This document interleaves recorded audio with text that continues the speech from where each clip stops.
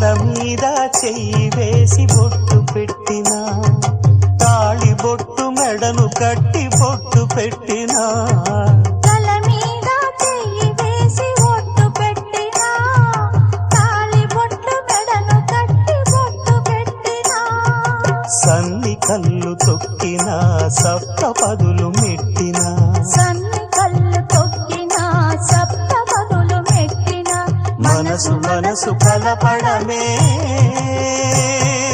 మంత్రం పరమార్థం.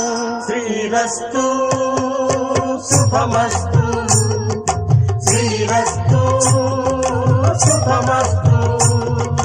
శ్రీకారం చుట్టుకుంది పెళ్లి పుస్తకం, ఇక ఆకారం దాచుతుంది కొత్త జీవితం.